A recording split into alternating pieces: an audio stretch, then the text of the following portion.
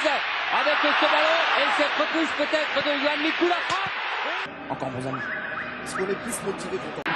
Et oui, Patrick Holter, quand il parle d'Ami, le plus grand ami qu'il puisse vraiment, c'est tout simplement l'entraîneur, invité par Ricardo et par Valdo au dernier Noël. Avec un entraîneur, je pense que là, c'est réduit automatiquement et on peut avoir... Pour ce match, ils sont nombreux les supporters bordelais. Julio César, Denis Valdez en face. 4 joueurs à vocation offensive que sont Rai, Leonardo, je pense par rapport à ces joueurs-là. Alors Albert, vous avez été entraîneur en début de... Vous êtes sur kiosque et dans quelques secondes, le Paris Saint-Germain c'est lors de la 4e journée. Dans ces 2 derniers matchs aussi. Donc ça commence à être très vite. Sachez, ça ce sont les statistiques de nos confrères de l'équipe. Donc beaucoup d'équipes ont très peur de perdre les 2.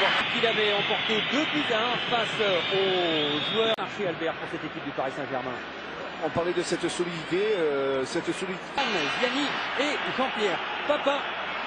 C'est parti dans quelques secondes, voilà.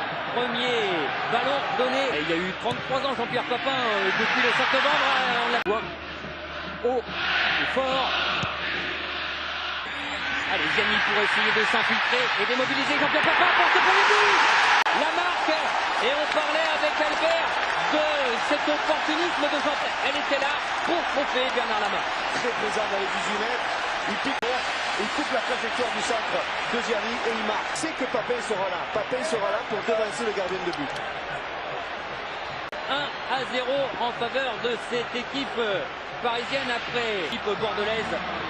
C'est un meneur de jeu, c'est quelqu'un qui sait donner des ballons en première intention et surtout en qualité. Albert Baudard, celle de Jean-Pierre Papin n'est pas mal venir du côté droit. Oui. Allez avec Jean-Pierre Papin pour peut-être ce deuxième but. Oh, Jean-Pierre Papin qui était Bernard Lama et qui réclamait un petit pouvoir avec vous Albert. Oui. Exactement, mais on pense qu'il n'y a pas. On voit que personne n'a touché ni Papin ni. Et le ballon qui circule maintenant des deux côtés du côté bordelais. La sortie, un coup franc, le premier coup franc pratiquement dangereux. Gralac se prépare, on sent une frappe importante. Alors il l'a démontré la semaine dernière. Ah, pas bon, la frappe, elle est détournée. Elle a été détournée. Et monsieur Récupération du ballon dans la... Mikou qui peut s'embarrer de ce ballon et frapper. Ballon sauvé. Le voilà, Yohan Mimba. Bernard Lama est sorti. Attention, il y avait également Lambourde. Monsieur, le but est interdit. Ibrahimba est peut-être le 2-0. Ibrahimba avec ce ballon qui passe à côté. Un dribble pour se positionner côté gauche. Et malheureusement, ils sont plus forts. Attention au centre et il y avait Loco. Il y avait également... Paris Saint-Germain a une habitude un petit peu Dans le jeu et surtout une position un petit peu... Cette balle de Leonardo aussi au corner avec Algerino pour la reprise. Et ce ballon qui mit Algerino au niveau de la roublardise.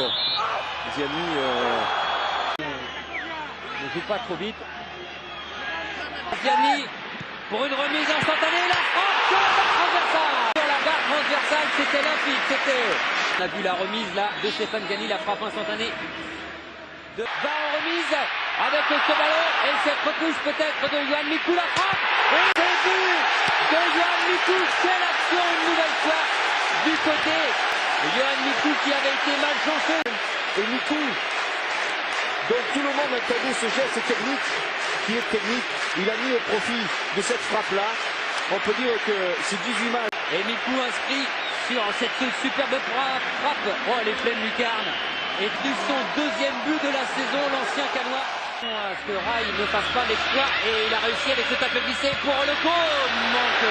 Il a essayé de jouer la balle de l'intérieur du pied. De sa cuisse dont il souffrait depuis 15 jours. On a vu un travail extraordinaire avec cette frappe bien captée par Gilbert Baudard. Le ballon du côté bordelais avec cette frappe de Michel Paron qui frappe juste à L'action a provoqué cet écartement.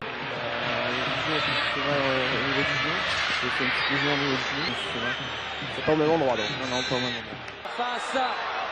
Et il profite d'un contre, deuxième poteau, il y a du monde, il y a Loco justement, il est tout seul. Permet au Paris Saint-Germain de revenir après 36 minutes de jeu. Et après, quelle lucidité de jeu. Deuxième ballon donné à la perfection pour le deuxième poteau. Des Bordelais, c'est vrai que ce travail de Leonardo était sensationnel. Ce ballon, Kennedy, attention à l'accrochage et intervention de monsieur Kennedy. Attention, on a les équipes. Allez, ça ne va pas commencer. Voilà, ça. Dégagement, attention avec le rail. Et ce deuxième but. Oh là là. Le deuxième but de rail qui donne pour le nul. Oh, ça a été un coup de froid et ça a vraiment surpris ce but. Deux buts. Par rapport à cette équipe, on sent une certaine sérénité. Même si elle était menée de 0, on sentait qu'elle avait une qualité technique de rail qui arrive à bien contrôler son ballon, à mettre. On voit ce Brésilien du côté offensif, c'est terminé. Roland, un but de Jean-Pierre Papin et un autre terrain. Oui, je suis avec Paul de Gouin. Paul, votre équipe a des 35 minutes en espérant qu'elle soit aussi belle, aussi palpitante. Un ballon vivant. Le voilà le premier carton sur cette faute de Kennedy. Oui, mais comment arrêter bas? De Douane Mikou et la frappe avec ce rebond. Elle est difficile à prendre. Il passe rapidement. Il se trouve très rapidement en position de tir et on voit cette fin à la main. C'est là qu'on voit le gardien. Allez, connecté dans la surface de réparation. Le penalty. Le penalty pour cette Bordelais qui vont pouvoir. Vous, Albert. Algerino qui arrive un petit peu en retard pour éviter le tacle. Mais malheureusement, Algerino a la frappé. Ça tiré cette fois-ci, c'est Papin. Et Papin marque 3 buts pour les Bordelais. Le doublé pour Jean-Pierre Papin. Son part mal dès le début de cette deuxième mi-temps. C'est étonnant parce que penalty de Papin. Mais ce qui est étonnant, c'est que cette équipe de Paris à se défaire avec cette reprise de Loco dégagée par De Moreau avec Bach. Allez, à l'ouverture. Et Bach face à la main pour gagner le duel. La main qui peut récupérer. De Paris, on a une action positive au niveau de Bordeaux.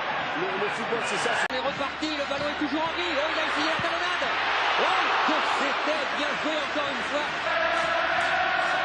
Il doit être très important. Le ballon n'est pratiquement pas sorti. Il n'y a pas eu beaucoup de fautes. Ça repart du côté avec le Papin. Il était à la limite du hors-jeu. Lui a estimé qu'il était hors-jeu. Le tour, lui, n'en a pas. Et il essaye d'en profiter avec le deuxième poteau. C'est le but.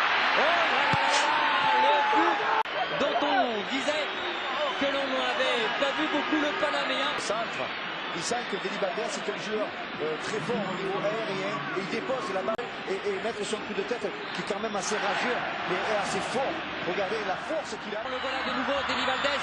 Oh là, il a été pris par Cyril De Moreau avec Kennedy qui a été averti de la saison.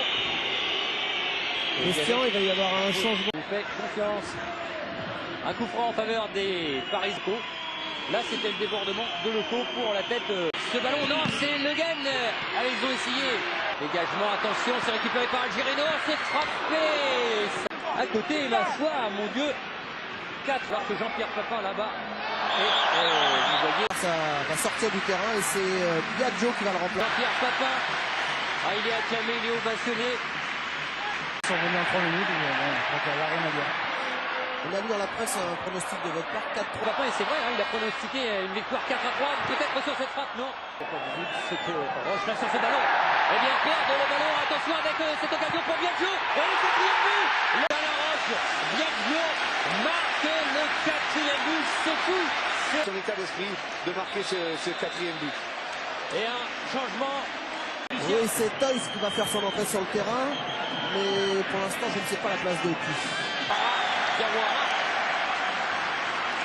Et ce ballon pour Biagio et Gilbert Bodard ont toujours été rejoints par le Paris Saint-Germain.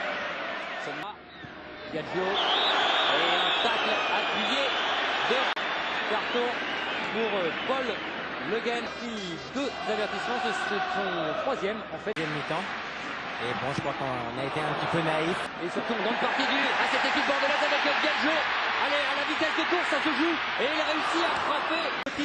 Et ça, c'était encore une... Et Ngoti tacle en même temps que la frappe. Rail, et attention, se retourner, et ça passe. Il y a Rail, Rail qui est servi, et Rail qui va, non, qui va montrer. Rail qui fait un bon contrôle. Il ne marque pas. Le geste idéal. Gaggio, Diawara dans la surface de réparation, et qui marque. Diawara, tout le stade assure le 5e but de cette C'est le jeu dans la finalité des actions. Énormément cette défense axiale du Paris Saint-Germain qui ont fait des bacs d'avance. Diawara qui s'invite, il tente du coup de pied et là-bas ne peut que de Gaggio.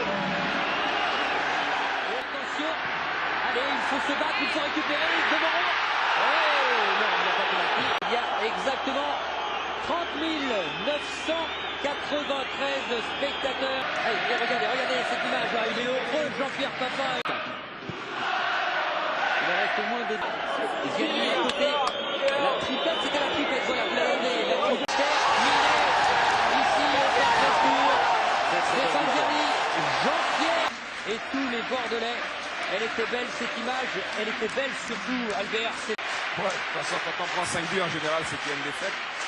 C'est vrai qu'on fait un mauvais match ce soir. Paris, elle se met dans le gratin de ce championnat de première division.